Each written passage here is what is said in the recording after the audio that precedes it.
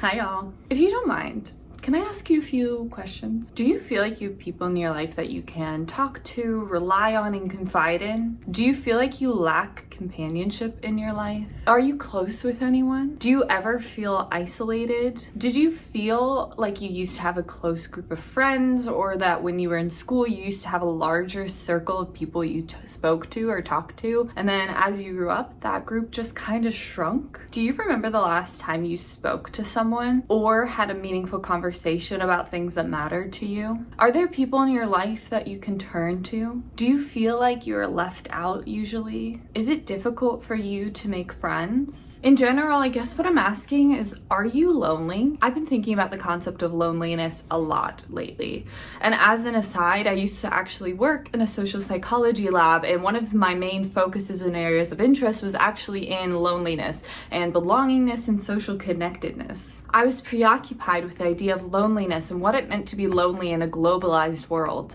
I even did some rudimentary research on a concept of belongingness as a mediating variable between the relationship between self-compassion and depression. And that was pre-pandemic, pre-COVID, pre-lockdowns. I've definitely been kicking around the idea of what it means to be lonely for quite a while. But now in a world so hostile and yet so connected, this idea of loneliness has felt so much more pertinent. Additionally, I feel like I've seen so much more vulnerability about the topic of loneliness and people confessing that they have never felt more alone than now. Even with the advent of widespread social media platforms, high-speed internet, and other telephonic technologies meant to connect users, people so often admit to feeling intense feelings of disconnection from others and social isolation. So I wanted to examine this phenomena and see what is really causing this loneliness epidemic in the United States specifically, and explore whether this really is the most lonely time in recorded human history. But before we dive into this topic really, I just wanted to give a quick trigger warning. This topic will bring up a lot of emotions for some people, and it's distressing to think about loneliness. I really understand that.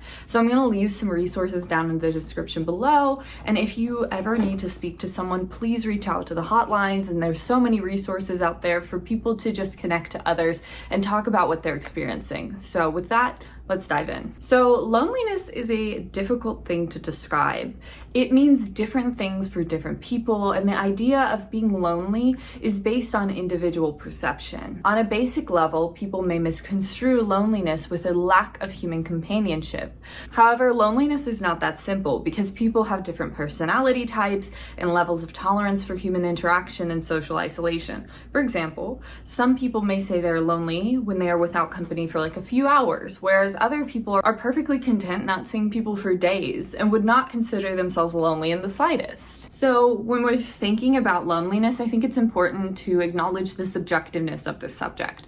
But according to Psychology Today, the definition of loneliness is the state of distress or discomfort that results when one perceives a gap between one's desire for social connection and their actual experience of it. So let's break all of that down. So 1, loneliness is a state of distress or discomfort. This means that loneliness is a state of being, not a personality trait or an inherent way of life or even a mental health condition. Although loneliness can certainly impact a person's personality or their mental health and vice versa, but we'll circle back to that later. But people can cycle through states of loneliness, and these time periods of loneliness can vary in intensity and length.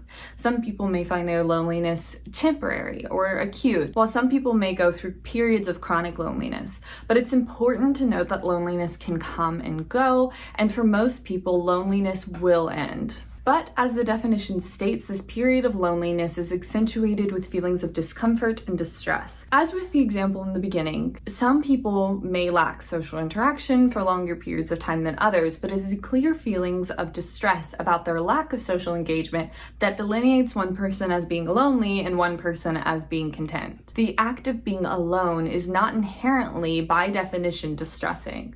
It is the feeling lonely that is uncomfortable and unpleasant, and ultimately ultimately impacts people negatively. So 2, the gap between a person's desire for social connection and their actual experience is the next part of the definition.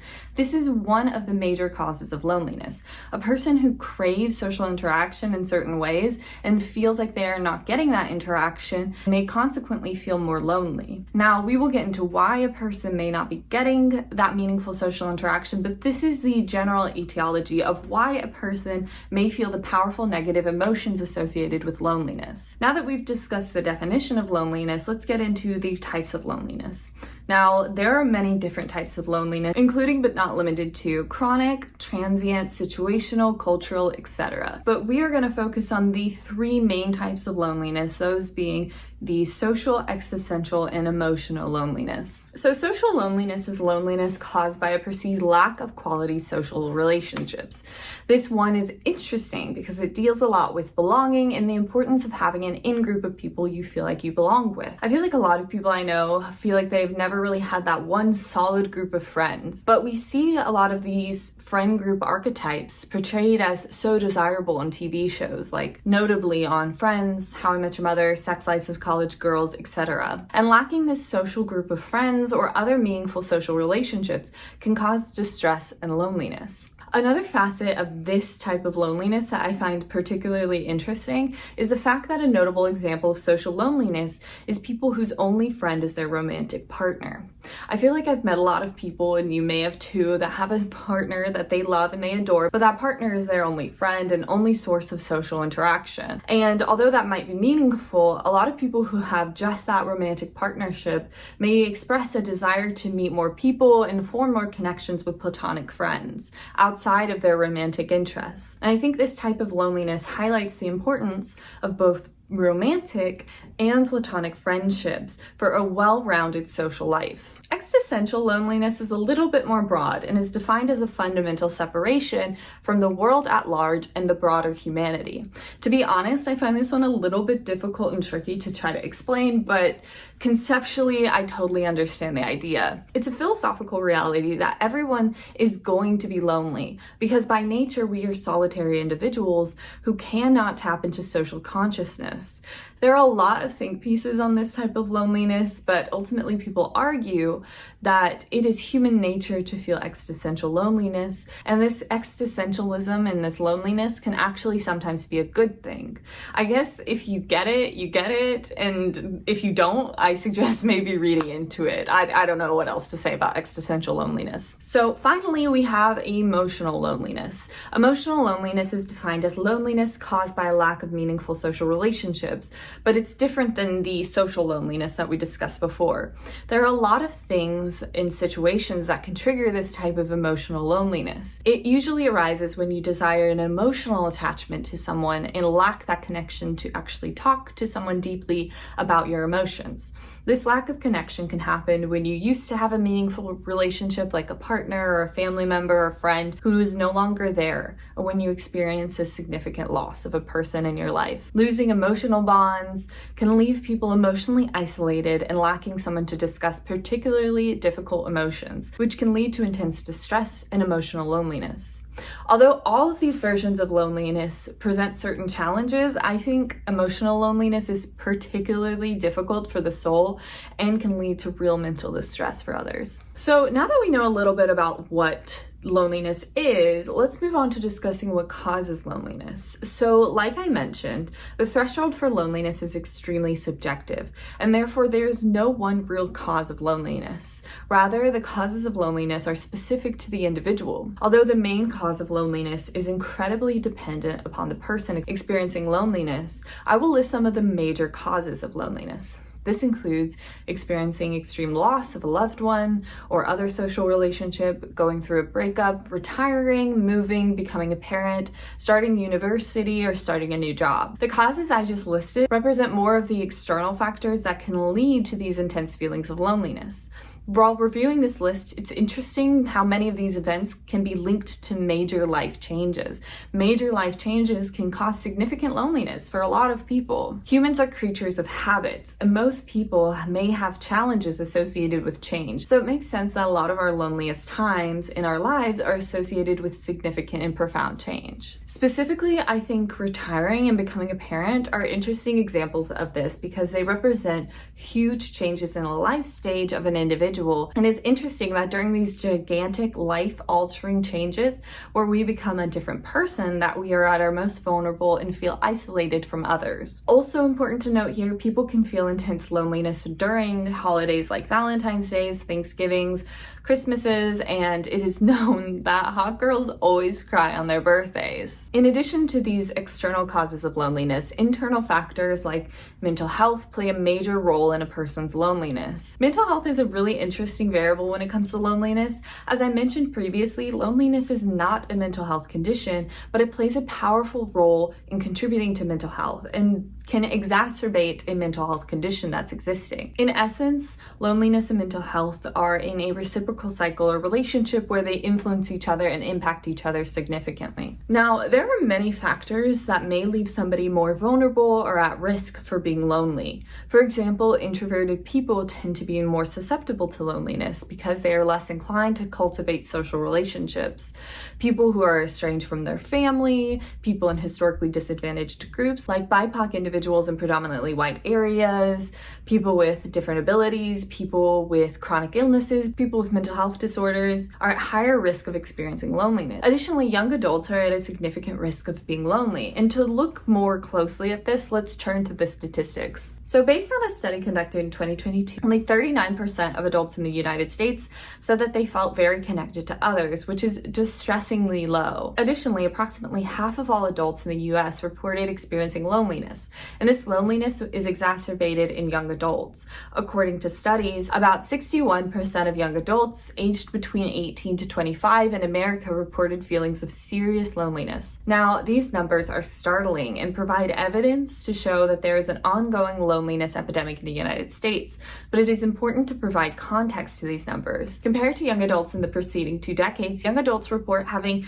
70% less social interaction with their friends. So it's important to keep in context that it is significant compared to other generations that this generation is reporting more loneliness. So it's clear that in the general United States population, and especially young adults in the US, are lonelier than ever. So what's going on? Why are we so lonely? So personally, I think it's low-hanging fruit to blame all of this loneliness on the COVID-19 pandemic. Although schools were closed, activities canceled, and social interactions were significantly limited during the pandemic, it's easy to point to that, but the cause of loneliness is actually more complicated in my opinion. And although it's certainly true that people indicated that the COVID-19 pandemic certainly increased their feelings of loneliness, there is more going on than just the pandemic. So although the pandemic contributed, I think another major factor is social media. The invention of social media is a confounding variable in this loneliness puzzle. There are whole courses being taught on social media discourse and its effects on society. But at its core, social media, the internet, and other technological advancements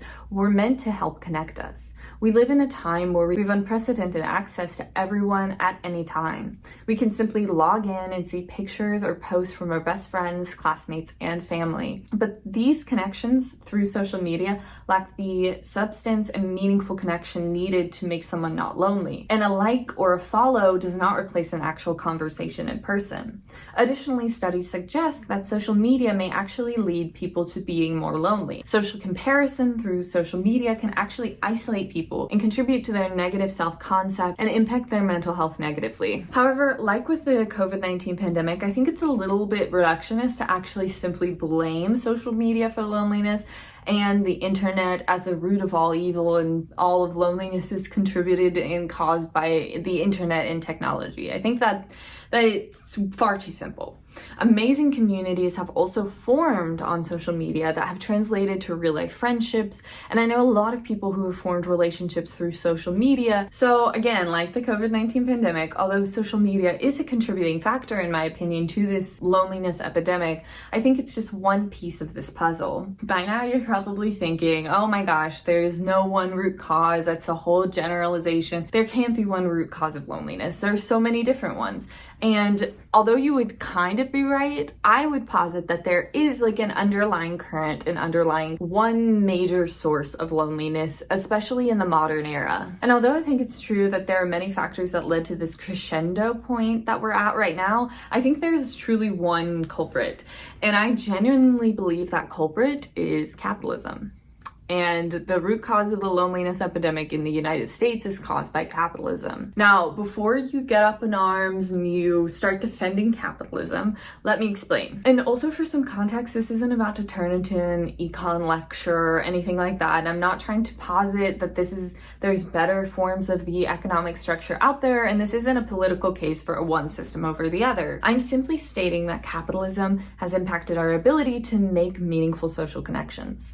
According to experts, the prevailing thought is that the loneliness epidemic started in earnest in the 1970s, way before cell phones, social media, and the COVID-19 pandemic. People suggest that the real culprit for this wave of societal loneliness is a lack of time people have to invest in their friendships. In the 1970s, people of all kinds, including women and other people, began working more, and all sectors of society felt the demanding presence of capitalism. As Time magazine writes, in the 1970s, there was a shift from a strong working class to a dominant shareholder capitalism, which has caused a ripple effect in workplaces ever since. Facing increasing amounts of competition from an increasingly globalized market, companies encouraged people to work more and longer to compete. In general, the capitalist economy in the US led people to feeling like they had less and less time for people outside of work. And this sentiment resonates today. A lot of young adults are experiencing burnout, poor mental health conditions, and increased stress because of work obligations. After a long day at work, the last thing people can imagine is making time to be social, and on the weekends, people feel the need to recover from the past week or prepare for the working week ahead. When so much time is dedicated to thinking about work and being at work, it leaves limited time to engage in meaningful social activities outside of work.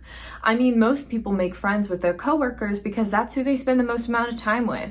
And for people in school, they feel that the same pressures apply to them because they're working to prepare for their career. In essence, the capitalist system robs so many people of their time and limits their abilities to interact socially, which in turn leads to increased loneliness. But although I posit that capitalism is one of the root causes, there are multiple different causes that overlap and create this toxic environment that has contributed to an increasing loneliness epidemic in the United States. Additionally, there's so many other factors that are involved with this that are contributing to loneliness, and again, it's very individual and very person specific. So now that we've briefly described what causes loneliness, let's describe what happens when you are lonely. So according to a fabulous US Surgeon General's report, and when I say it's fabulous, I mean it is so good. I love it as like an academic. It is fire. It's so good. This US Surgeon General's report on loneliness shows that there are a lot of mental and physical impacts of loneliness. Being real, the data that's collected by the Surgeon General shows that loneliness impacts every aspect of human health and well-being.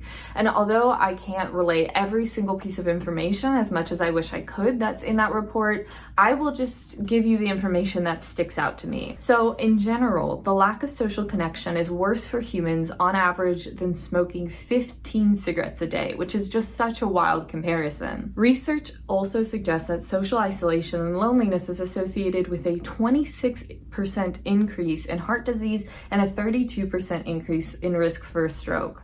Loneliness also impacts diabetes management, childhood obesity, hypertension, blood glucose levels, and infectious disease management.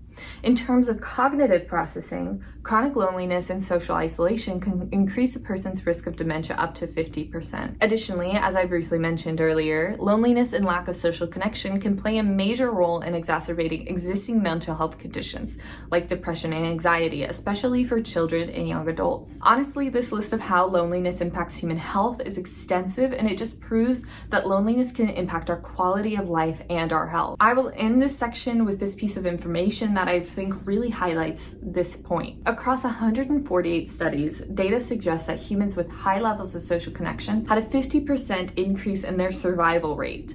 This is staggering and truly shows that loneliness should be considered a mental and a physical health crisis, as well as an enormous epidemic that is impacting everyone on every level. Now that we are thoroughly in the trenches, thinking about how loneliness can impact us and how lonely we actually truly are, let's conclude by discussing what can be done about this loneliness epidemic. So, as I hope this video has proven, loneliness is a complex topic.